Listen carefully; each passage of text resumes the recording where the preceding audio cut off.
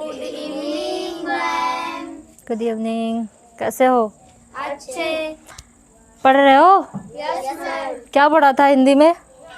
हिंदी वर्णमाला। हिंदी वर्णमाला में कहाँ तक पहुँचे थे? दीर्घ स्वर तक। मतलब हम स्वर पढ़ रहे, क्या पढ़ रहे थे? दीर्घ स्वर। स्वर पढ़ रहे थे। क्या पढ़ रहे थे? स्वर। स्वर। ये है स्वर। कितने बच्चे थे स्वर के? 3। कौन कौन? ह्रस्व, ह्रस्व स्वर, दीर्घ, और एक होता है संयुक्त। यही ना? दीर्घ स्वर और ह्रस्व स्वर, यही 3 होता है। इसमें से ह्रस्व स्वर किसे कहते हैं? जिन वर्णों के उच्चारण में कम समय लगता है उसे ह्रस्व स्वर कहते हैं। ह्रस्व स्वर में क्या क्या था? अ, ई, उ और री, ये था। ठीक है। उसके बाद आता है दीर्घ स्वर। दीर्घ स्वर में क्या पढ़ाया था? जिन वर्णों के उच्चारण में अधिक समय लगता है उसे दीर्घ स्वर कहते हैं। समझ में आया? ह्रस्व समझ में आया, दीर्घ समझ में आ गया। ठीक है। अब ये संयुक्त क्या होता है? जबकि हमारा अ, ई, उ और री ये क्या हो गए थे? ह्रस्व हो गए थे। इसके बाद जितने भी वर्ण बचे थे वो क्या थे?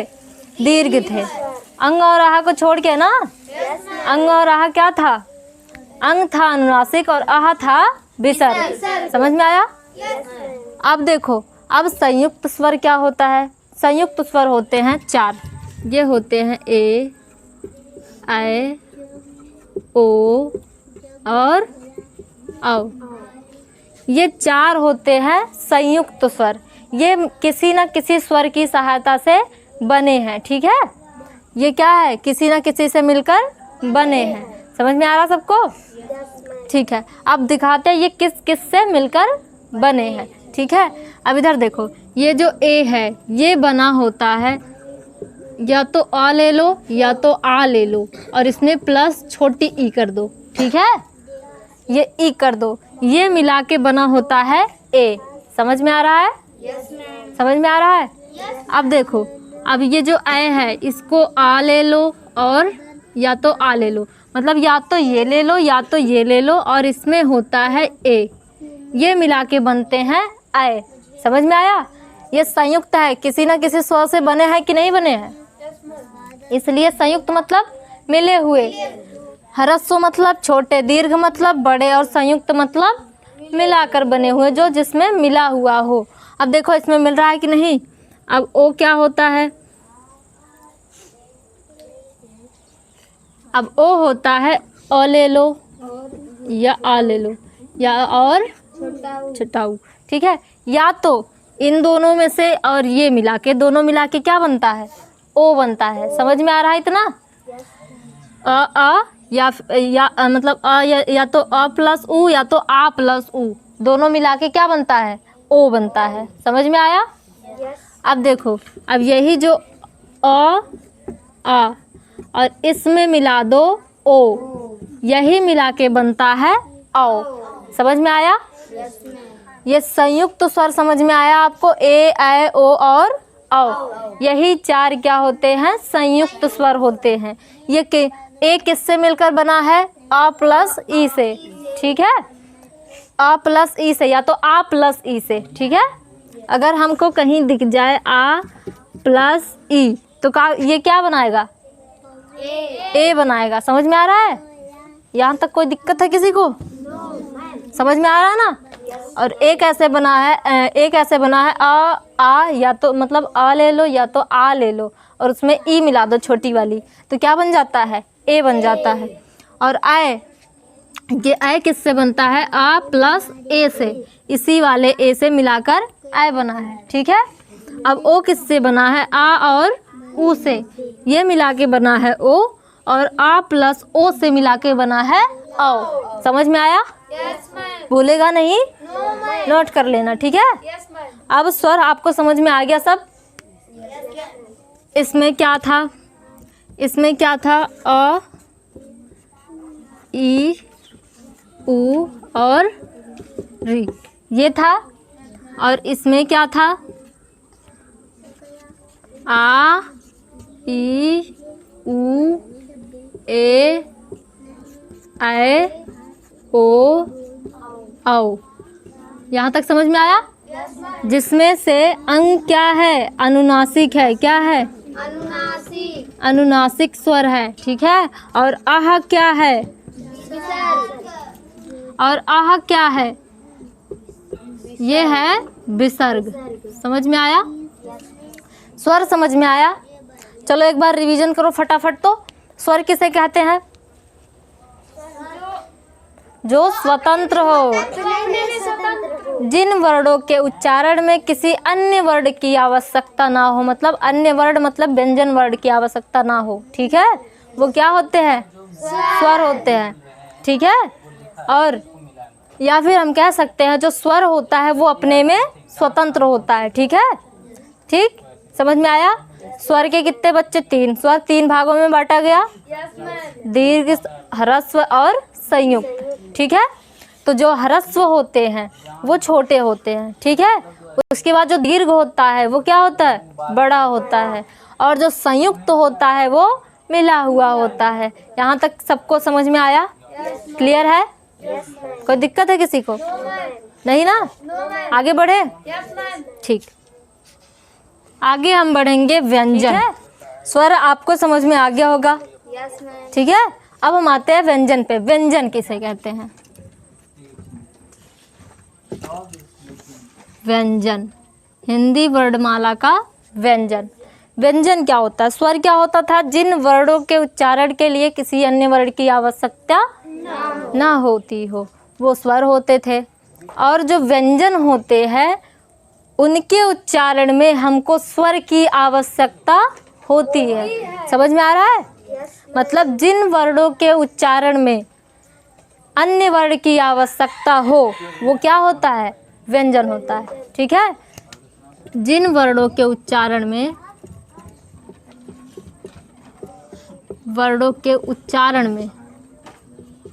उच्चारण करते टाइम हमको अन्य वर्ण की आवश्यकता भी लेनी होती है। अभी हम बताते हैं कैसे। उच्चारण में अन्य वर्ण की आवश्यकता हो,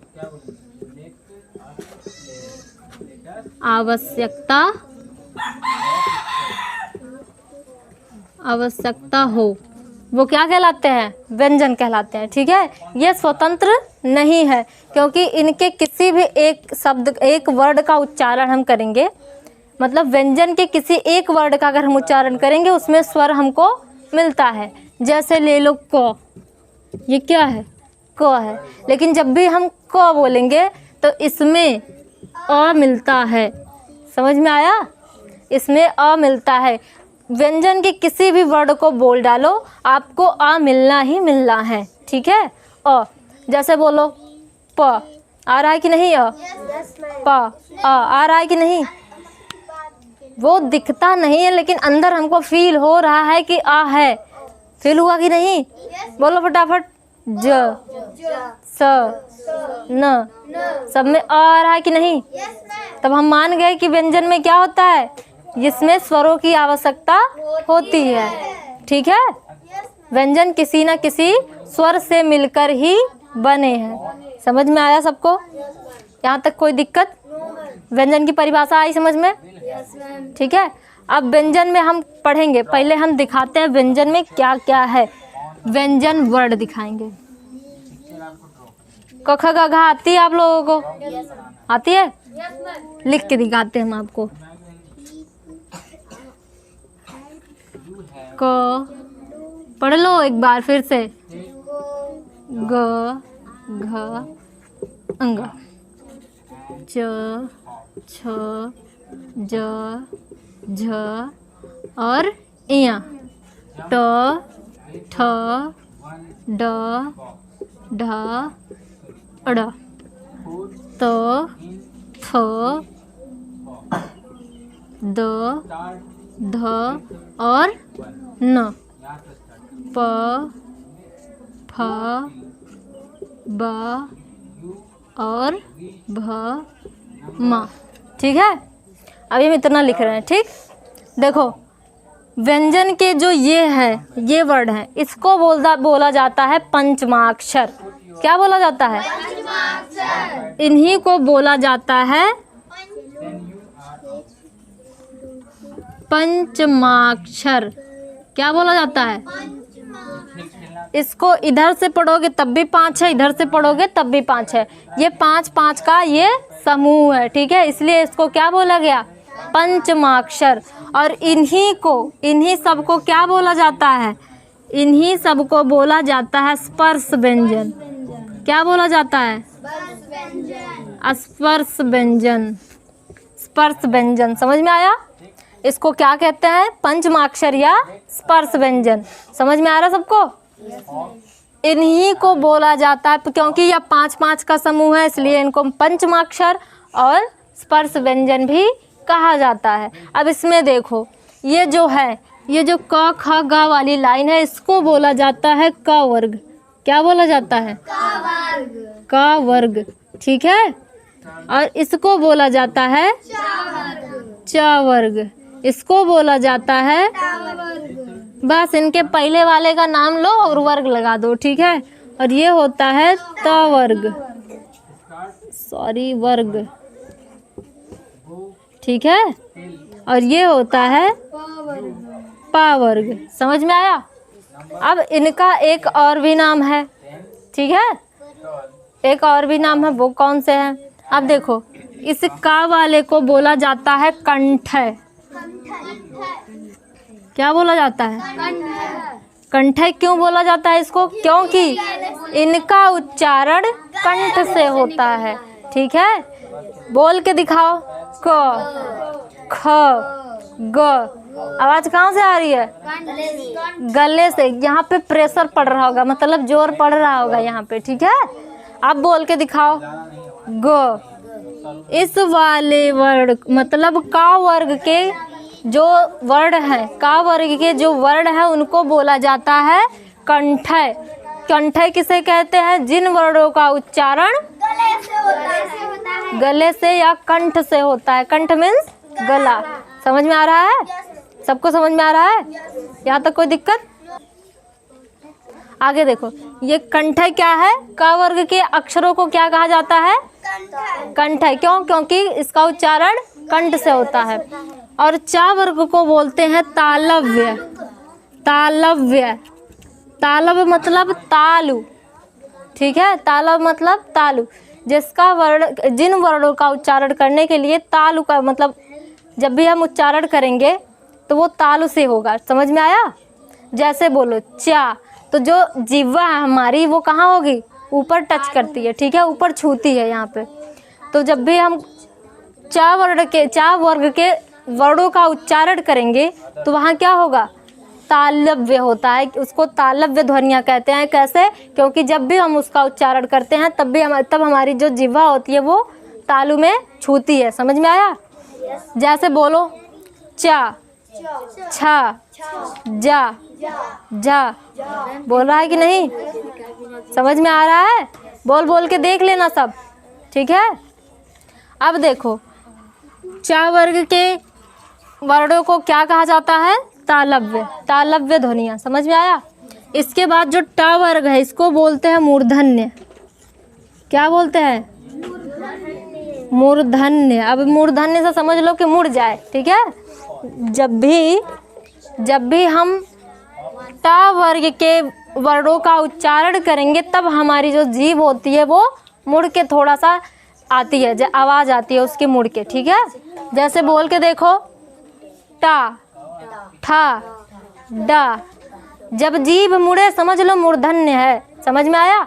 जब जीभ ऐसे छुए ऊपर तो आप समझ लो वो तालव्य ध्वनियाँ हैं। जब आवाज़ कंठ से आए, जिन वर्णों का उच्चारण कंठ से होके आए, तब आप समझ जाना कि वो का वर्ग का है। समझ में आया? का वर्ग में आवाज़ कहाँ से आती है? कंठ से। च वर्ग में आवाज़ कैसे आती है? तालव्य होती है, ठीक है, क्योंकि हमारा जो जीभ होता है वो तालु को टच छूता है, ठीक है। अब देखो, उसके बाद जब जीभ मुड़ जाए हमारी, ठीक है, थोड़ा सा, तो हम क्या कहेंगे? वो टा वर्ग का है। जब भी बोल के दिखाओ, टा, ठा, डा, ढ। हो रहा है कि नहीं? हो रहा है ना? कर करके देख लेना। यहाँ तक समझ में आया? मूर्धन्य तक समझ में आया? अब ये होता है त वर्ग, जो होता है ये होता है दंत्य। क्या होता है? दंत्य। जब भी हम ता वर्ग के वर्णों का उच्चारण करेंगे, ठीक है, तब हमारी जो जीभ होती है वो दांतों को छूती है। ठीक है, बोल के दिखाओ। ता, था, द। छू रही कि नहीं दांतों को? तो ये दंत है। जब जीभ हमारी दांत छुए तब क्या कहेंगे? दंतय है। ठीक है, जब जीभ हमारी दांतों को छुए वो दंतय ध्वनियाँ हैं। और वो किस वर्ग की है? त वर्ग की है। समझ में आया? समझ में आया सबको? ठीक। अब ये होता है ओष्ठ है। क्या होता है? ओष्ठ है मतलब ओठ। जब भी हम पा वर्ग के वर्णों का उच्चारण करेंगे तब हमारे ओठ बंद हो जाएंगे। ठीक है, करके दिखाओ। प, फ, ब, भ। बंद हो रहा है कि नहीं? तो आया समझ में कि जो हमारा पा वर्ग है इसको ओष्ठ्य क्यों कहा गया? ये ओष्ठ्य ध्वनियाँ क्यों है?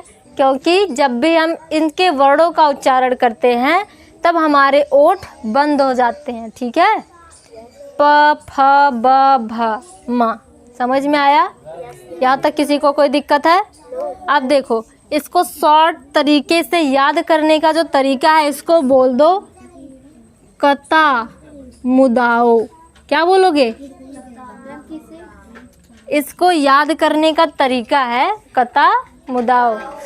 क से होता है कंठ, ता से होता है तालव्य, मुँह से होता है मूर्धन्य, दा से होता है दंतय और ओस से होता है ओष्ठ्य। समझ में आया सबको? ये क्या है? ये ट्रिक है इसको याद करने का। अब बताओ फटाफट, आया सबको? Yes ma'am. किसी को कोई दिक्कत यहाँ तक? और देखो, ये जो ङ, ञ, ड़, न, म, ये जो है इसको क्या बोला जाता है? इसको अनुनासिक बोला जाता है। क्या बोला जाता है? अनुनासिक व्यंजन। क्या बोला जाता है? अनुनासिक व्यंजन, क्योंकि इनका उच्चारण करने के लिए हमारी नाक से आवाज़ आती है। ञ, ण, ञ, अंगा, ञ, ण, न, म। समझ में आया?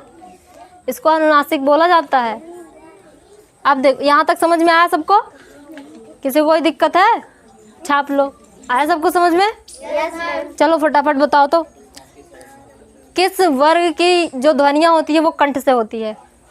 मैम का वर्ग। उसको क्या बोलते हैं? कंठ है। इन पंचमाक्षरों को और क्या कहा जाता है? स्पर्श व्यंजन। समझ में आया? ञ, अंगा, ञ, ड़, नम, इसको क्या बोला जाता है? अनुनासिक व्यंजन बोला जाता है। तालव्य ध्वनियाँ कौन सी होती है? चा वर्ग की जो ध्वनियाँ होती है वो क्या होती है? ओष्ठ्य किस वर्ग की ध्वनियाँ हैं? पा वर्ग की। याद हो गया? याद हुआ सबको? Yes ma'am. और इसका शॉर्ट तरीका ये है कता मुदाओ, मतलब का से कंठ, ता से तालव्य, मुँह से मूर्धन्य, दा से दंत्य और ओ से ओष्ठ्य। समझ में आया? सबको समझ में आया? आज के लिए इतना ही, और हम कल अगले क्लास में पढ़ेंगे। वीडियो पसंद आया हो तो वीडियो को लाइक, शेयर, सब्सक्राइब और हमें सपोर्ट करें। Thank you.